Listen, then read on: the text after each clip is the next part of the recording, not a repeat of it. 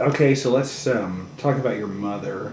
You said your father was a fun-loving man, and your mother didn't have the same No, disposition. she was very quiet and very, what I guess they'd call straight-laced. Um, Hardworking, very, very, very hardworking. Um, she had really, I guess, Mom didn't have the best life in the world. Excuse me, because she did have to work hard with 6 children and the farm and everything, and she helped Daddy with everything. And he'd want to go, and he'd ask her to go with him and go to the country dances and things in the neighborhood, but she would never do that. And she didn't like it that he went, but he'd go because he needed some time out, I guess. And so he'd go to those, and they could have taken us kids because it was a family type thing, and kids just played out and did what they wanted to do, and then grown-ups had their little square dances and stuff like that. So, but I just remember that part of it. It was a big one to tell jokes, and never a dirty one. They were always clean. Tell jokes and laugh and have a good time with his family and the neighbors. And I don't know of anybody that really disliked him. Everybody thought a lot of him. In fact, they said when he was buried, he had the largest crowd at the funeral home that they had ever had. I do remember they couldn't get them all in the funeral home or nothing. There was people all out in the yard and of the funeral home and all. So, but he was strict. He was strict with us kids, very, very strict. There was times when he was a little bit, in today's standards, very much too strong with his discipline.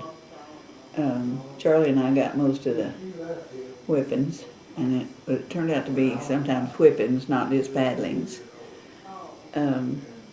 And my brothers and sisters all liked to lay everything on me, so I got more than anybody.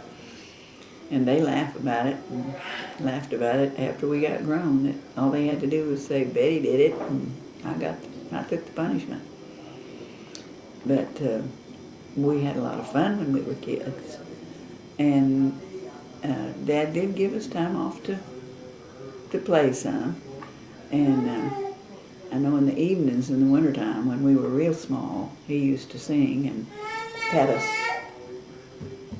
trot us on his knee, and we all learned to sing like with listening to him. Mom had a beautiful voice, but I don't remember us joining in too much. And he did all kinds of the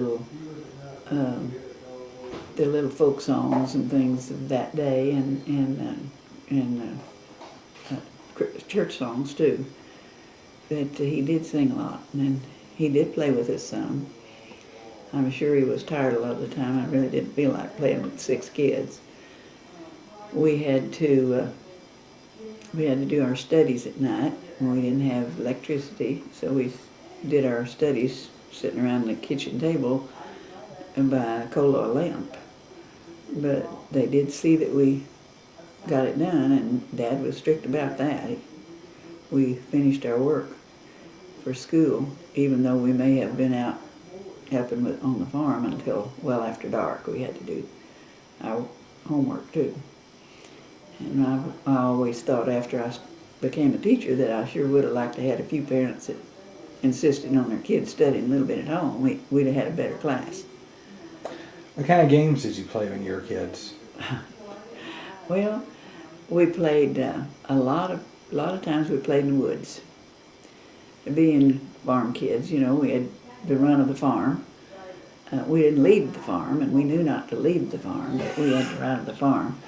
And we'd go to the woods, and we'd make our playhouses and things in the woods, and we had our own. Each one of us had our own little house, pretend house, and using rocks to outline our rooms and things like that. And Charlie was always the mailman or the grocery man, or sometimes he was the doctor, or sometimes he was whatever. You know, we could get him in. He didn't mind playing with us. He would play too.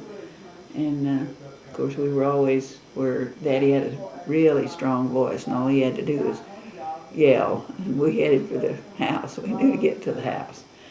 And in the evenings, we had a few jacks, and Charlie had a knife. We played mumbly peg and things like that until it got darker. And then sometimes we'd play and,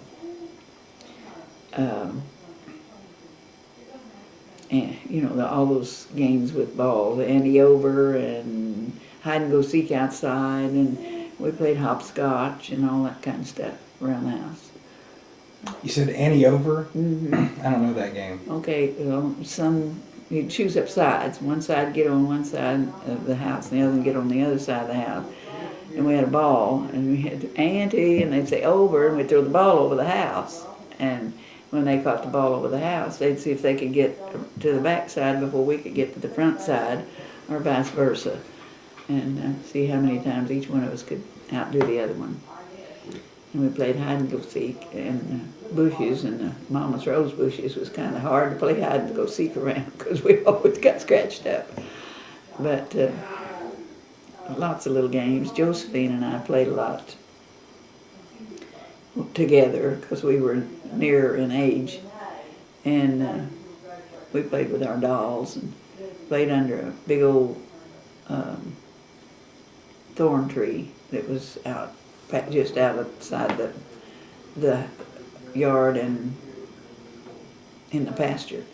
And we made up our own names, and we'd pretend we cooked, and Mom would go along with it. She'd give us stuff out that we could cook with, and little things out of the kitchen that we could use for our dishes and stuff. Didn't have the money to buy any things like that, but we did have a doll piece, and we named our dolls. I can't remember what we named them now, but we made up our own names, and she was Miss Hoggle-Doggle, and I was Miss Thorntree, or maybe it was vice versa. I can't remember. It's been a while, several years down the road. And we'd go visit Mom, and she'd go along with us, and he'd invite us in, and one year for Christmas we got, one of us, I don't know which one, got a little tea set. And so we'd pretend that we had tea and drink our tea. Mom would go along with it, she'd drink it too. And but mostly just games that kids played outside.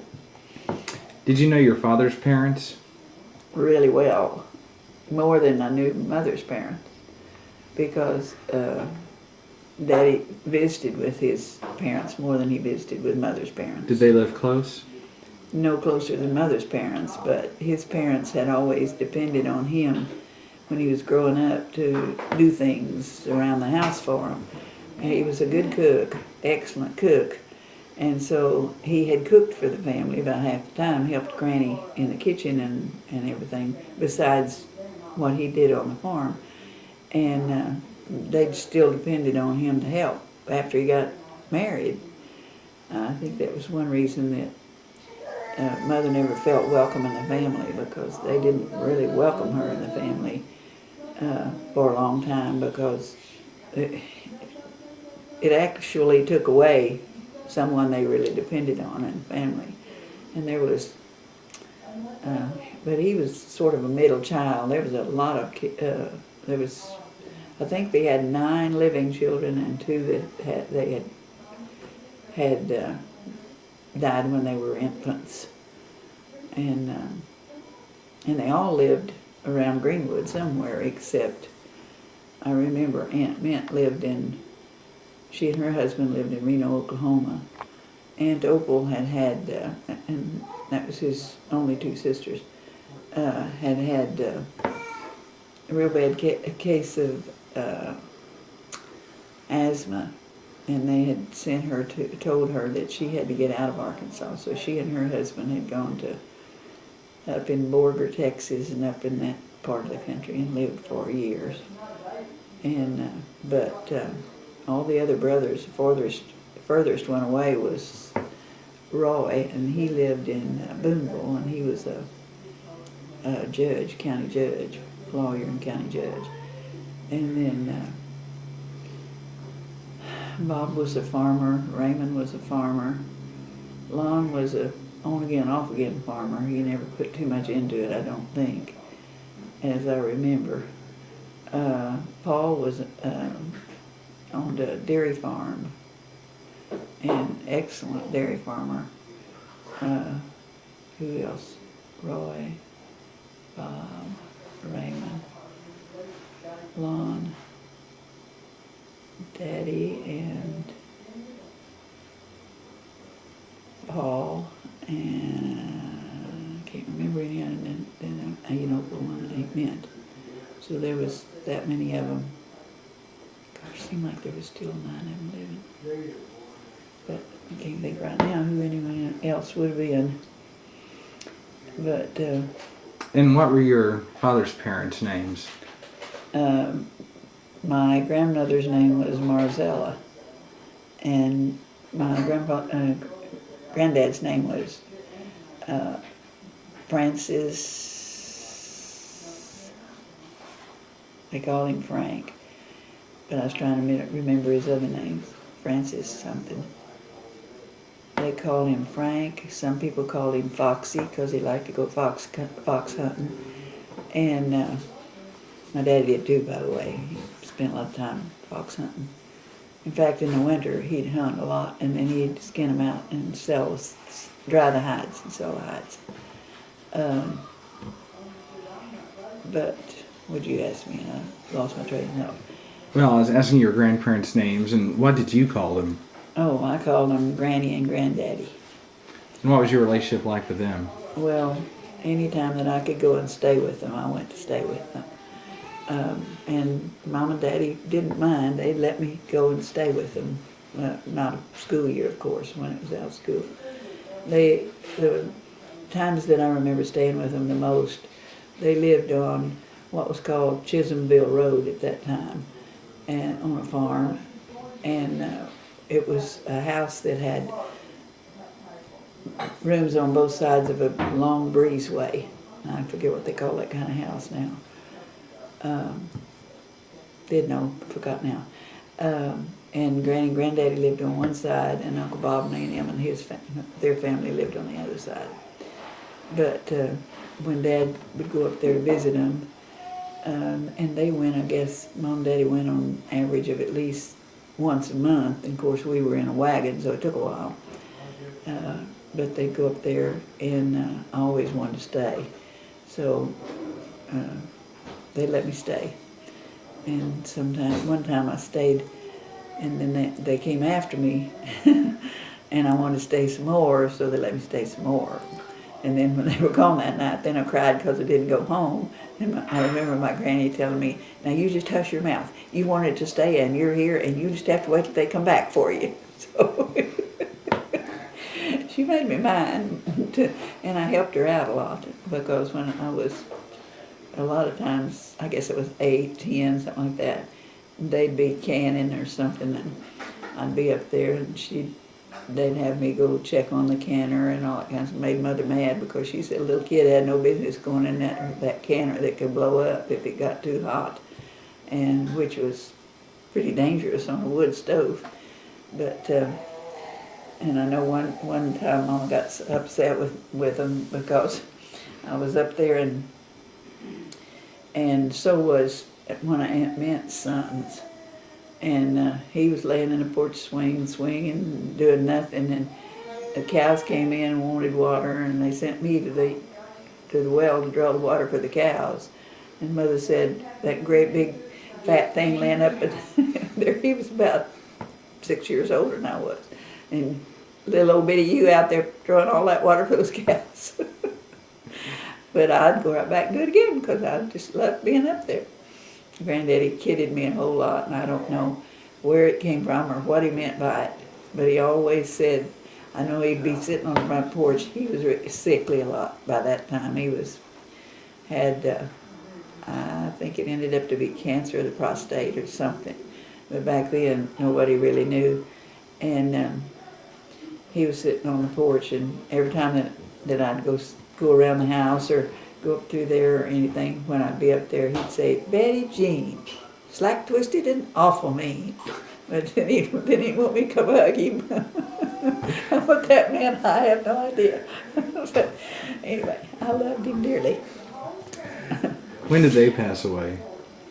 Granddaddy passed away before Daddy did, either the year before or the second, second year before. And I don't remember just exactly which. It's all in those records as I've got it. And then Granny didn't pass away until we were in Germany, just before we came home from Germany. She was 95. So by the time you were about 12, you had lost Mary, you lost your father, you lost... No, I lost Mary just before Dad and I married. Okay, that's right. That's right. She was 12. I lost her daddy, Mama's daddy, Grandpa Robertson, and we called him Grandpa, and Granddaddy Dunn, and Daddy, and then the following year, Uncle Audie. Aunt May's husband. Aunt May's husband. And this was during the Depression. This was at the, I was born in 1930, so that was right in the middle of the Depression. And all these other things happened. It was during the Depression. And then Daddy died in 42, so which meant the others were 40, 41, 42, and 43. Right, the World War II years. Anybody in your family fight in World War II? Some of my cousins, like, I know I've told you about Hokey. He came to see us down here. After he was one that had the wife that they went on the cruise, and she never did get her land legs back. That was Uncle Roy's son. He was in service. Was his actual name Hokey? No, it was just a nickname. His name was not Melvin. Yeah, Melvin, I think. But Hokey's all we ever called him. And yeah, he was Melvin. Now, the other oldest one in the family was Aunt Mint's son, and he was one that laid up in the swing, and his name was Austin.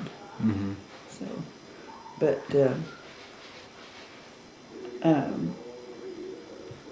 gosh, there's a mess of Duns around that part of the country, and all of them kin because the family had come there and settled when they left. Part of them had left Tennessee because they didn't have any more farmland left in Tennessee for big families. Okay, so your mother's parents, the Robertsons, what were their first names? Okay, Grandma Robertson was Adeline, Mary Adeline, and Grandpa Robertson was John, and I can't remember the other name, John something, and everybody called him John. And you didn't see them as often? No, we only saw them occasionally.